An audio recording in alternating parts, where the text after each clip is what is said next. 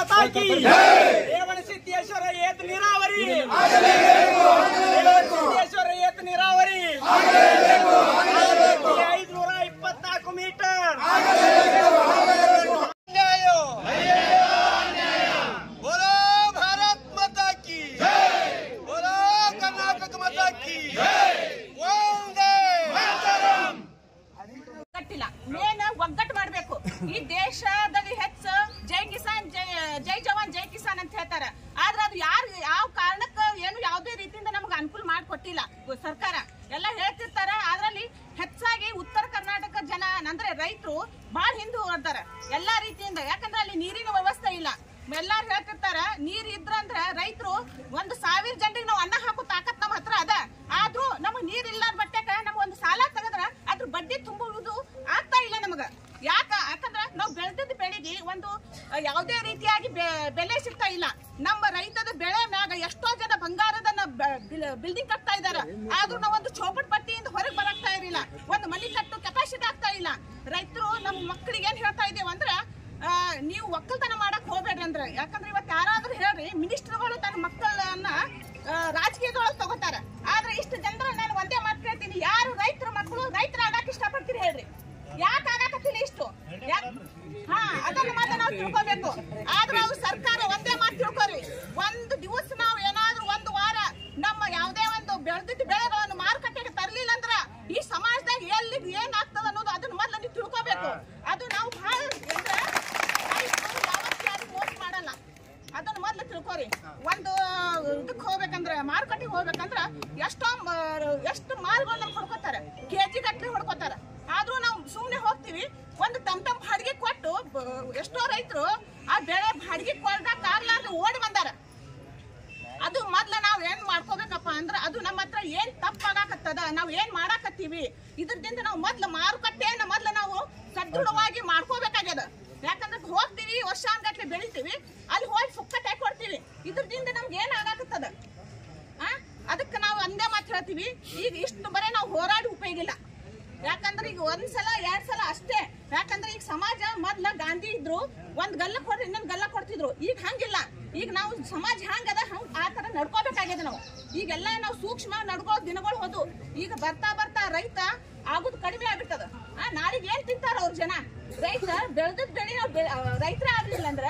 ಏನ್ ಬೆಳಿತಾರ ಅವ್ರು ಒಂದ್ ಬಿಜಾಪುರದಲ್ಲಿ ನೋಡ್ರಿ ಎಷ್ಟ್ ಪ್ಲಾಟ್ಗಳು ಆಗ್ತಿದಾವ ಎಲ್ಲ ಭೂಮಿ ಎಲ್ಲ ಪ್ಲಾಟ್ಗಳದು ಎಲ್ಲ ಹಾಳಾದು ಅಂದ್ರ ಭೂಮಿನೂ ಕಡಿಮೆ ಅದ್ರಲ್ಲಿ ಉತ್ತರ ಕರ್ನಾಟಕ ಜನತಗ ನೀರಿಲ್ಲ ಅಂದ್ರೆ ನಾವ್ ಏನ್ ಬೆಳಿಬೇಕು ಬಂದಂತ ಸಾಲದ ಬಡ್ಡಿ ತುಂಬಾಕ್ ಆಗ್ತಿದಿಲ್ಲ ನಮಗ ಇದರಿಂದ ಒಂದ್ ದಿನ ಇಷ್ಟು ಕ್ರೂರ ಆಗ್ಬಿಡ್ತೀವಿ ಅಂದ್ರೆ ನಾವು ರೈತರು ಅದು ನೀವು ಅನ್ಕೊಳಕ್ಕೂ ಸಾಧ್ಯ ಇಲ್ಲ ರಾಜಕೀಯದವರು ಕೇವಲ ಬರೇ ವೋಟ್ ಹಾಕೋತೀರಿ ಮನೆಯಲ್ಲಿ ನಮ್ಗೆ ಒಂದೊಂದ್ಸಲ ಏನು ಅನುಕೂಲ ಅದ ಏನ್ ಒಂದ್ ದಿವ್ಸ ಬಂದು ಕೇಳಂಗಿಲ್ಲ ನಮ್ಗೆ ಮುಖ್ಯವಾಗಿ ಬೇಕಾಗಿದ್ದು ನೀವು ನೀರ್ ಕೊಡ್ಲಿಲ್ಲ ಅಂದ್ರೆ ಇವತ್ತು ಬಹಳ ಶಾಂತಿ ರೀತಿಯಿಂದ ನಾವು ಹೋರಾಟ ಮಾಡಾಕತ್ತೀವಿ ಮುಂದೊಂದು ದಿನ ಇದೇ ಹೋರಾಟ ಯಾವ ರೀತಿಯಿಂದ ತಿರುಗ್ತದ ಅನ್ನೋದು ಯಾರಿಗ್ ಗೊತ್ತಿಲ್ಲ ಅದು ಮೊದಲು ನಾವು ಎಲ್ಲ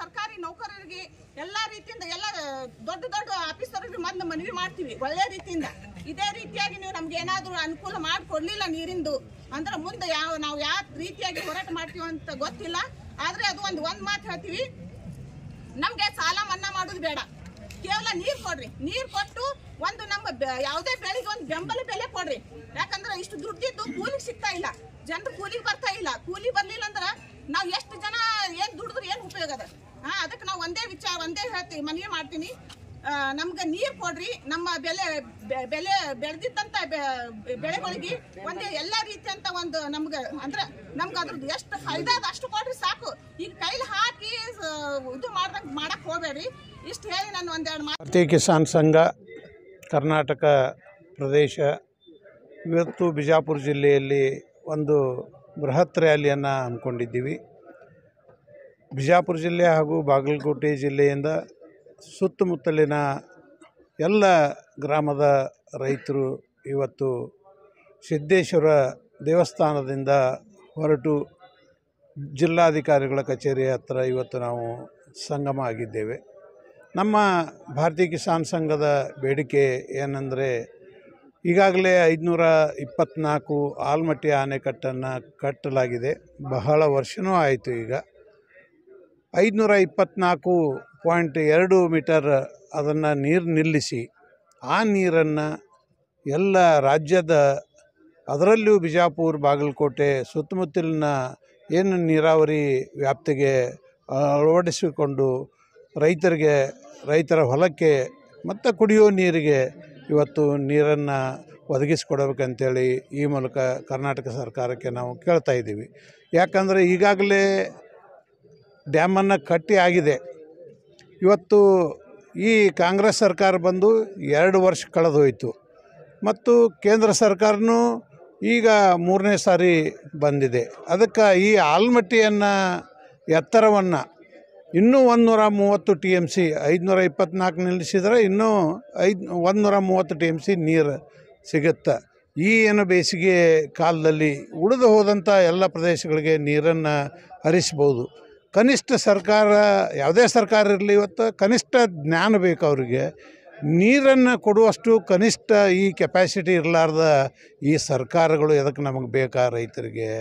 ರೈತ ಸಂಘದ ಪ್ರಧಾನ ಮಾತಾಡೋದು ಏನಪ್ಪ ಅಂದ್ರೆ ಯಾವುದೇ ಸರ್ಕಾರ ಬರಲಿ, ನಮ್ಮದು ಡಬಲ್ ಇಂಜನ್ ಸರ್ಕಾರ ಅಂತ ಹೇಳ್ತೈತಿ, ಒಂದು ಸಿಂಗಲ್ ಇಂಜನ್ ಸರ್ಕಾರ ಅಂತ ಹೇಳ್ತೈತಿ.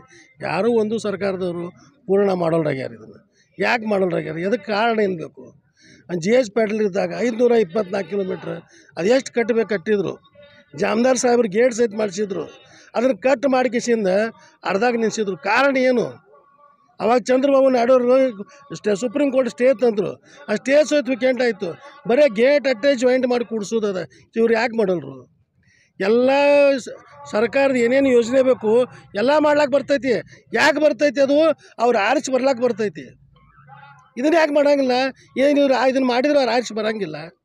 ಈಗ ನಾವು ನೀರಾವರಿ ಹೋರಾಟಕ್ಕೆ ಬಂದೀವಿ. ಇದೇ ರೀತಿ ನಾವು ಹಲವಾರು ಹೋರಾಟಗಳು ಮಾಡ್ಕೋತ ಜಿಲ್ಲೆಯಾದ್ಯಂತ ಬಂದಿದ್ದೀವಿ. ಆದರೂ ಯಾವುದೂ ಕೆಲಸಗಳು ಇದು ಜಾರಿಗೆ ಬರ್ತಾ ಇಲ್ಲ. ನಾವು ರೈತ ಸಮಸ್ಯೆಗಳನ್ನು ತಂದು ಇಲ್ಲಿ ಜಿಲ್ಲಾಧಿಕಾರಿಗಳ ಮುಖಾಂತರ ಮೇಲೆ ಸರ್ಕಾರ ಗಮನಕ್ಕೆ ತರುವಂಥ ಹಲವಾರು ಸಲ ಪ್ರಯತ್ನ ಮಾಡಿದರೂ ಕೂಡ ನಮ್ಮ ಕೆಲಸಗಳು ಕೆಲವೊಂದು ಆಗ್ತಾ ಇಲ್ಲ. ಅದು ಏನಪ್ಪ ಅಂತಂದ್ರೆ ನಾವು ಯಾವಾಗಲೂ ಸಾರ್ವಜನಿಕ ವಿಚಾರಗಳನ್ನು ತೊಗೊಂಡು ರೈತರು ಬರ್ತಿರ್ತೀವಿ. ನಾವು ನಮ್ಮ ಸ್ವಾರ್ಥಕ್ಕೆ ಯಾವ ವಿಚಾರಗಳನ್ನು ವೈಯಕ್ತಿಕ ವಿಷಯಗಳ ಕುರಿತು ಯಾರೂ ಬರುವುದೇ ಇಲ್ಲ. ನಾವು ಸಾವಿರಾರು ಸಂಖ್ಯೆಯಲ್ಲಿ ಜನರು ಯಾವಾಗಲೂ ನಾವು ಬಂದು ಜಿಲ್ಲಾಧಿಕಾರಿಗಳ ಮುಖಾಂತರ ಹಲವಾರು ಸಮಸ್ಯೆಗಳ ಸಾರ್ವಜನಿಕ ಸಮಸ್ಯೆಗಳನ್ನು ಇತ್ಯರ್ಥಗೊಳಿಸ್ರಿ ಅಂಥೇಳಿ ಇಲ್ಲಿ ಮನವಿ ಕೊಟ್ಟಿದ್ದಾಗಿದೆ. ಆದರೂ ಇಲ್ಲಿರ್ತಕ್ಕಂಥ ಅಧಿಕಾರಿಗಳು, ಜಿಲ್ಲಾಧಿಕಾರಿಗಳಾಗಲಿ, ಅವರು ನಮ್ಮ ಸೈನಿಕರಾಗಲಿ, ಪೊಲೀಸರಾಗಲಿ ಅಥವಾ MP MLAಗಳಾಗಲಿ ಎಲ್ಲರೂ ರೈತನ ಮಕ್ಕಳೇ. ಆದರೂ ಆ ರೈತನ ಸಮಸ್ಯೆಗೆ ಸರಿಯಾದ ಸ್ಪಂದನೆ ನೀಡ್ತಾ ಇಲ್ಲ. ಎಲ್ಲರೂ ರೈತನ ಮಕ್ಕಳೇ. ಒಕ್ಕಲಿಗ ಒಕ್ಕದಿದ್ದರೆ ಬಿಕ್ಕುವುದು ಜಗವೆಲ್ಲ. ಇದು ಬರೀ ಒಂದು ನಾಣ್ಣುಡಿ ಆಗ್ಯದ. ಆದರೆ ಕಾರ್ಯರೂಪಕ್ಕೆ ಬರಬೇಕಾದ್ರೆ ರೈತನ ಸಮಸ್ಯೆಗಳು ಏನದಾವ ಅನ್ನೋದು ಅವರು ನಿಜವಾಗಿ ಆದಷ್ಟು ಬೇಗ ಅವನ ಸಮಸ್ಯೆಗಳನ್ನು ಇತ್ಯರ್ಥಗೊಳಿಸುವಂಥ ಕಾರ್ಯ ಆಗಬೇಕು. ಮತ್ತು ನಾವು ಯಾವ ಪಕ್ಷ ಜಾತಿಗೆ ಅಥವಾ ಯಾವ ಪಕ್ಷದ ವಿರುದ್ಧ ಯಾವ ಪಕ್ಷದ ಪರವಾಗಿ ಬಂದಿಲ್ಲ. ನಮಗೆಲ್ಲ ಪಕ್ಷಗಳಷ್ಟೇ. ಯಾರು ಪ್ರಾಮಾಣಿಕವಾಗಿ ಅಧಿಕಾರ ನಡೆಸ್ತಾರ ಅಂಥವ್ರನ್ನು ಆರಿಸಿ ತರುವಂತಹ ಸಾಮರ್ಥ್ಯವು ನಮ್ಮದೇ. ಮತ್ತು ಯಾರು ಅಪ್ರಾಮಾಣಿಕವಾಗಿ ಒಳಗೊಂದು ಹೊರಗೊಂದು ಸರ್ಕಾರಗಳು ನಡೆಸ್ತಾರ ಅಂಥವ್ರನ್ನ ಬೆಳೆಸುವಂಥ ಸಾಮರ್ಥ್ಯವು ನಮ್ಮ ರೈತಲ್ಲಿದೆ. ಆದ್ದರಿಂದ ದಯವಿಟ್ಟು ನಮ್ಮ ರೈತನ ವಿಚಾರಗಳಿಗೆ ನೀವೆಲ್ಲರೂ ಸ್ಪಂದಿಸಬೇಕು. ಯಾರೇ ಆಗಲಿ, ಯಾರು ಇಲ್ಲಿ ಹರಿಶ್ಚಂದ್ರರಲ್ಲ. ಯಾರೋ ಕಡಿಮೆ, ಯಾರೋ ಹೆಚ್ಚ ಎಲ್ಲ. ಆದ್ದರಿಂದ ಎಲ್ಲರೂ ಪ್ರಾಮಾಣಿಕ ಅಧಿಕಾರ ನಡೆಸಬೇಕು. ಆದಂಥ ಈ ಅನ್ನದಾತಗೆ ಸಪೋರ್ಟ್ ಮಾಡಬೇಕು. ಅವನ್ನ ಯಾವ ಕಷ್ಟಗಳ ಅದನ್ನು ಪರಿಹಾರ ಕೊಡಿಸುವಂಥ ವಿಚಾರ ತೆಳಗಿನ ಹಿಡಿದು ಮ್ಯಾಲಿನ ಮಟ್ಟದಾಗ ಚರ್ಚೆಯಲ್ಲಿ ಬರಬೇಕು. ಅವಾಗೇನದ ಈ ರೈತಗೆ ನ್ಯಾಯ ಸಿಗ್ತದೆ. ಇಲ್ಲಾಂದ್ರೆ ಸುಮ್ಮನೆ ಹೊಗಳಿ ಎನಗೆ ಹೊನ್ನ ಸೂಲಿಗೇರಿಸಿದರಯ್ಯ ಎಂದು ಈ ನಮ್ಮ ಪರಿಸ್ಥಿತಿ ಈ ನಮ್ಮ ಜಿಲ್ಲೆಯಲ್ಲಿದ. ಆದ್ದರಿಂದ ದಯವಿಟ್ಟು ಎಲ್ಲರೂ ಈ ನಮ್ಮ ಭಾರತೀಯ ಕಿಸಾನ್ ಸಂಘದ ಈ ನೀರಾವರಿ ಹೋರಾಟಕ್ಕೆ ಸ್ಪಂದನೆ ಮಾಡಿ ಇವತ್ತು ನಾವು ಸಲ್ಲಿಸುವಂಥ ಅರ್ಜಿ ಇದು ಮೇಲ್ಕ್ಕೆ ಹೋಗಲಿ ಮತ್ತು ನಮ್ಮ ಹೋರಾಟಕ್ಕೆ ನ್ಯಾಯ ಸಿಗಲಿ ಅಂಥೇಳಿ ನಾನು ಹೇಳ್ತೀನಿ. ನನ್ನ ಹೆಸರು ಮೆಹಬೂಬ್ ರಂಜಾನ್ ಸಾಬ್ ಮುಲ್ಲಾ. 4.2456 ಇಷ್ಟು ಎತ್ತರ ಆಗಲೇಬೇಕು. ಏನು 22 ಹಂಗೇನು ಬಗ್ಗೆ ಮತ್ತೆ ಎಲ್ಲರೂ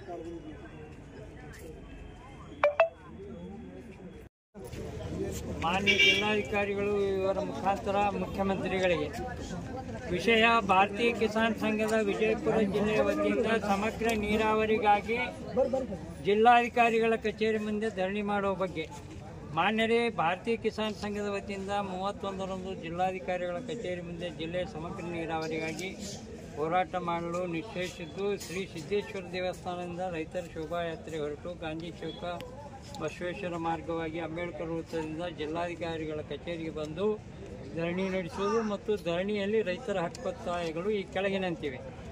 1ನೇದ್ದು, ಆಲಮಟ್ಟಿ 524 256 ಮೀಟರ್ಗೆ ಎತ್ತರಿಸಿ ಸಂತ್ರಸ್ತರಿಗೆ ಸೂಕ್ತ ಪರಿಹಾರ ಪುನರ್ವಸತಿ ಕಲ್ಪಿಸಿ ಕೃಷ್ಣಾ ಕೊಳ್ಳದ 3ನೇ ಹಂತದ ಎಲ್ಲ ನೀರಾವರಿ ಕಾಮಗಾರಿಗಳನ್ನು ಬೇಗನೆ ಪೂರ್ಣಗೊಳಿಸಿ ಭೂಮಿಗೆ ನೀರು ಹರಿಸುವುದು.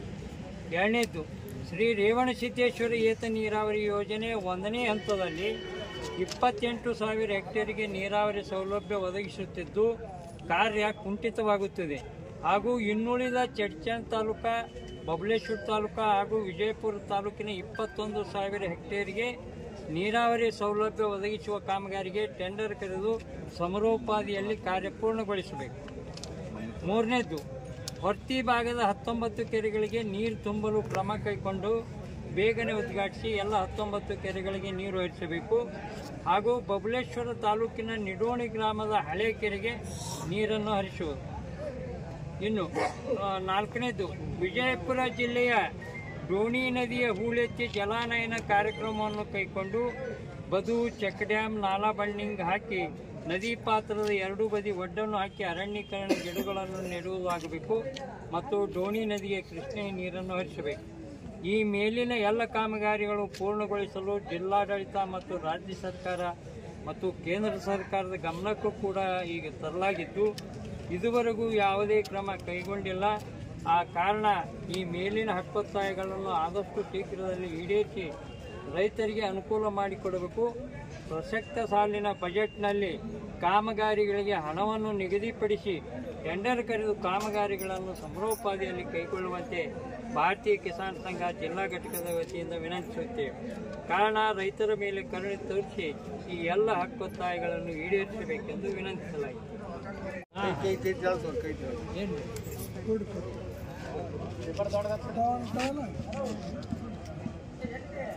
Okay sir. ಭಾರತೀಯ ಕಿಸಾನ್ ಸಂಘವು ಇವತ್ತು ಬಿಜಾಪುರ ಜಿಲ್ಲೆಯ ಸಮಗ್ರ ನೀರಾವರಿ ಸಲುವಾಗಿ ಒಂದು ಧರಣಿ ಸತ್ಯಾಗ್ರಹ ಡಿ ಸಿ ಆಫೀಸ್ ಮುಂದೆ ಹಾಕಿದ್ವಿ. ಇವತ್ತು ಅಧಿಕಾರಿಗಳು ಬಂದು ಉಸ್ತುವಾರಿ ಸಚಿವರ ಮತ್ತು ಈ ಸ್ಥಳೀಯ ನಾಲ್ಕನಾಡು ಶಾಸಕರನ್ನ ಕರೆಸಿ ಒಂದು ಪ್ಲಾಟ್ಫಾರ್ಮ್ ರಚನೆ ಮಾಡಿ ಅದರ ಮಾತುಕತೆ ಮೂಲಕ ಬಗೆಹರಿಸಲಿಕ್ಕೆ ಒಂದು ಜವಾಬ್ದಾರಿಯನ್ನು ಇಲ್ಲಿ CPI ಸಾಹೇಬರು ಮತ್ತು ಇವರು ತಹಸೀಲ್ದಾರ್ ಹೊತ್ಕೊಂಡು ಪ್ರಯುಕ್ತ ಇವತ್ತೆಲ್ಲ ಮಾತುಕತೆ ಆಯಿತು. ಇವತ್ತು ಸ್ಟ್ರೈಕ್ ವಿಡ್ರಾ ಮಾಡ್ಕೊಂಡಿದ್ದೀವಿ. ಮುಂದಿನ ಇದರೊಳಗೆ ನಮ್ಗೆ ಮಾತುಕತೆ ಕರೆಸಿ ಸರ್ಕಾರದಾಗ ಅದನ್ನು ಮಾಡಿಸಿದ್ರೆ ಸರಿ, ಮಾಡಿಸಲಿಲ್ಲ ಅಂದರೆ ಮತ್ತೆ ನಾವು ಹೋರಾಟ ಕಂಟಿನ್ಯೂ ಮಾಡ್ತೀವಿ. ಈಗ ಇವತ್ತಿನ ಬರ್ತಕ್ಕೆ ಅವ್ರ ಮ್ಯಾಗ ವಿಶ್ವಾಸ ಇಟ್ಟು ನಾವು ಮತ್ತು ಕಟುದಂಡ ಸಾಹೇಬರು ನಮಗೆ ಫೋನ್ ಮುಖಾಂತರ ಹೇಳಿದರು. MB ಪಾಟೀಲ್ ಸಾಹೇಬರ PA ಆದಂಥ ಮಾಂತೇಶ್ ಗೌಡರು ಸಹಿತ ಇಲ್ಲ ನಾವೆಲ್ಲ ಮಾಡ್ತೀವಿ ಅಂತ ಆಶ್ವಾಸ ಕೊಟ್ಟ ಪ್ರಯುಕ್ತ ತಹಸೀಲ್ದಾರರು, CPI ಅವರು ಮತ್ತು ಎಲ್ಲರೂ AC ಅವರು ಎಲ್ಲ ಹೇಳಿದ ಕಾರಣಕ್ಕೆ ನಾವು ಅದನ್ನು ವಿಡ್ರಾ ಮಾಡ್ಕೊಂಡಿವಿ. ಗುರುನಾಥ್ ಶಂಕರ್ ಬಗಲಿ, ಭಾರತೀಯ ಕಿಸಾನ್ ಸಂಘ. ಹಾಗೂ ಇಲ್ಲಿ ನಡೆದಂಥ ರೈತ ಸಮಾವೇಶದಲ್ಲಿ ಇವತ್ತೆಲ್ಲ ಸ್ಟ್ರೈಕದಲ್ಲಿ ನಾವು ಭಾಗಿಯಾಗಿದ್ದೇವೆ. ಅದೇ ಪ್ರಕಾರ ಸುಮಾರು 2,000 ಮಂದಿ ಇಲ್ಲಿ ರೈತರೆಲ್ಲ ಕೂಡಿದ್ದೆವು. ಒಂದು ರೈತರ ಸಮಗ್ರ ಬಿಜಾಪುರ ಜಿಲ್ಲೆಯ ನೀರಾವರಿಗಾಗಿ ನಾವೆಲ್ಲ ಕೂಡಿದ್ದೆವು. ಅದೇ ಮೂಲಕ ತಮ್ಮ AC ಸಾಹೇಬರು ಹಾಗೂ ಅಡಿಷನಲ್ DC ಅವರು ಹಾಗೂ ಅಡಿಷನಲ್ SP ಅವರು ಇಲ್ಲಿಗೆ ಬಂದು ನೀರಾವರಿ ಇಲಾಖೆಯ ಎಲ್ಲ ಇಂಜಿನಿಯರ್ ಮುಖಾಂತರ ನಮಗೆ ಹಿಂತಕ್ಕೊಂಡು ಅದೇ ಮೂಲಕ MB ಪಾಟೀಲ್ರ ಅವರ PA ಆದ ಮಾಂತೇಶ್ ಗೌಡರು ಮತ್ತು ಹಾಗೂ ಕಟಗೌಡ ಸಾಹೇಬರು ಫೋನ್ನಲ್ಲಿ ಅವರಿಗೆ ಅವ್ರ ಮುಖಾಂತರ ನಮ್ಮ ಬಗಲಿ ಅಣ್ಣವರಿಗೆ ಹಾಗೂ ಅವರ ಕಿಸಾನ್ ಸಂಘದ ಎಲ್ಲ ಪದಾಧಿಕಾರಿಗಳ ಜೊತೆ ಮಾತನಾಡೋದಕ್ಕೆ ಈ ಸತ್ಯಾಗ್ರಹವನ್ನು ಕೈಬಿಟ್ಟು ಮುಂದಿನ ದಿನಮಾನದಲ್ಲಿ ನಮ್ಮ ರೈತರ ಬೇಡಿಕೆ ಇದ್ದಾಗ ಇದನ್ನು ಮತ್ತೆ ಉಗ್ರ ಹೋರಾಟ ತಾಳುತ್ತೇವೆ ಅಂತ ಹೇಳಿ ಇವತ್ತಿನ ಒಂದು ಸಭೆಯ ಮುಕ್ತಾಯ ಮಾಡ್ತೀವಿ. ದಾನಮ್ಮ ಪಾಟೀಲ್, ಜಿಲ್ಲಾ ಕೃಷಿಕ ಸಮಾಜ ಅಧ್ಯಕ್ಷರು. ಒಟ್ಟಾರೆ ಬಿಜಾಪುರ ಜಿಲ್ಲೆಯ ಸಮಗ್ರ ನೀರಾವರಿಗಾಗಿ ಹೋರಾಟ ಕೈಗೊಳ್ಳಲಾಗಿತ್ತು. ಯಾಕಂದರೆ ಹೆಚ್ಚು ಭೂಮಿ ಕಳ್ಕೊಂಡವ್ರು ನಾವು ನಮಗೆ ಕುಡಿಲಿಕ್ಕೆ ನೀರಿಲ್ಲಾರ್ದಂಥ ಪರಿಸ್ಥಿತಿ. ಏನೋ ಅಲ್ಪ ಸ್ವಲ್ಪ ಕೆಲಸ ಮಾಡಿ MB ಕೆರೆ ನೀರು ತುಂಬುವಂಥ ಕೆಲಸ ಮಾಡಿದ್ರು. ಆದರೆ ನಮಗೆ ಬೇಕಾದ್ದು ಭೂಮಿಗೆ ನೀರು ಬೇಕಾಗ್ಯದ. ಆ ಭೂಮಿ ನೀರಿನ ಸಲುವಾಗಿ ಎಲ್ಲರೂ ಬೆನ್ನು ಹತ್ತಿ ಯಾವುದೇ ಪರಿಸ್ಥಿತಿ ಒಳಗೆ ಈ ಬಜೆಟ್ ಒಳಗೆ ದುಡ್ಡು ತೆಗೆದು ಇಡಿಸ್ಬೇಕು, ಅದನ್ನು ಯಶಸ್ವಿ ಆಗಬೇಕು. ಹೀಗೆ 10-6 ವರ್ಷ ಆಯಿತು ನಾವು ಹೇಳ್ಕೊತೇ ಬರುವಾಗ್ಯದ, ಅದನ್ನು ವಿಫಲ ಆಗಬಾರ್ದು ಅಂತ ಹೇಳಿ ಮಾಡಿದ್ದೀವಿ. ಆದರೂ ಅಧಿಕಾರಿಗಳು ಇವರು ಯಾರೂ ಇಲ್ಲಾರ್ದಕ್ಕೆ ಅವರೆಲ್ಲ ಮೇಲಾಧಿಕಾರಿಗಳ ಜೊತೆ ಮಾತನಾಡಿ DC ಅವ್ರ ಜೊತೆ ಮತ್ತು ಉಸ್ತುವಾರಿ ಮಂತ್ರಿಗಳ ಜೊತೆ ಮತ್ತು ನಮ್ಮ ನಾಗಠಾಣ ಮತಕ್ಷೇತ್ರದ ಕಡಗದೊಂಡವ್ರ ಜೊತೆ ಮಾತಾಡಿ, ಇಲ್ಲ ಇನ್ನೊಂದು ಈ ವಾರದೊಳಗೆ ನಾವು ಮೀಟಿಂಗ್ ಕರಿತೀವಿ, ಕರೆದು ನಿಮ್ಮ ಎಲ್ಲ ಬೇಡಿಕೆಗಳನ್ನ ಆದಷ್ಟು ಸರ್ಕಾರದೊಳಗೆ ಈಡೇರಿಸ್ಲಿಕ್ಕೆ ನಾವು ಪ್ರಯತ್ನ ಪಡ್ತೀವಿ ಅನ್ನುವಂಥ ಒಂದು ಆಶ್ವಾಸನೆ ಅಧಿಕಾರಿಗಳ ಮುಖಾಂತರ ಸಿಕ್ತು. ಮತ್ತು ಕಡಗದೊಂಡವರು ಸ್ವತಃ ಅವರೇ ಮಾತಾಡ್ಯಾರ. ಇನ್ನು MB PA ಅವರು ಇಲ್ಲ, ನಾವು ಯಾವುದೇ ಪರಿಸ್ಥಿತಿ ಒಳಗೆ ಅವ್ರ ಸಾಹೇಬರು ಬೇರೆ ಕೆಲಸದೊಳಗೆ ಅದಾರ, ನಾನು ಪುನಃ ನಿಮ್ಮ ಬಂದ ಕೂಡಲೇ ಎಲ್ಲ ರೈತರನ್ನ ಕರೆದು ಮೀಟಿಂಗ್ ಕರೆದು ಅಧಿಕಾರಿಗಳನ್ನ ಕರೆದು ಸಮಕ್ಷ ಮಾಡಿ ಸರ್ಕಾರಕ್ಕೆ ಒತ್ತಾಯ ಮಾಡ್ತೀವಿ ಅಂತೇಳಿ ಅನ್ನುವಂಥ ಭರವಸೆ ಕೊಟ್ಟಾಕರೆ ಇದನ್ನು ನಾವು ಇಂದಿನ ಧರಣಿ ವಾಪಸ್ ತಗೊಂಡೀವಿ. ಅಕಸ್ಮಾತಾಗಿ ಇದು ಮಾತು ಸುಳ್ಳಾದರೆ ಮುಂದಿನ ದಿನಮಾನದೊಳಗೆ ನಾವು ಇನ್ನು ಬೇರೆ ಎಲ್ಲಿಲ್ಲ, ಶಾಸಕರು ಮತ್ತು ಈ ಅಧಿಕಾರಿಗಳನ್ನ ಮನೆ ಮುಂದೆ ಏನು ಬರ್ತದ ಪರಿಸ್ಥಿತಿ ನಾನಂತರೂ ಹೇಳಲಿಕ್ಕೆ ಸಾಧ್ಯ ಇಲ್ಲ. ಅದಕ್ಕೆ ಆದಷ್ಟು ಆ ತಪ್ಪು ಆಗಲಾರ್ದಂಗೆ ಶಾಸಕರು ಮತ್ತು ಮಂತ್ರಿಗಳು ಈ ಜಿಲ್ಲೆಯ ಹಿತ, ರೈತರ ಹಿತವನ್ನು ಕಾಪಾಡಿ ಯಶಸ್ವಿಗೊಳಿಸಿ ನಮಗೆ ಸಮಗ್ರ ನೀರಾವರಿ ಮಾಡಿಕೊಡ್ಬೇಕಂತೇಳಿ ನಾನು ಕೇಳ್ತೇನೆ. ಮಲ್ಲನಗೌಡ ಮಾದೇಗೌಡ ಪಾಟೀಲ, ಉತ್ತರ ಕರ್ನಾಟಕದ ಉಪಾಧ್ಯಕ್ಷ.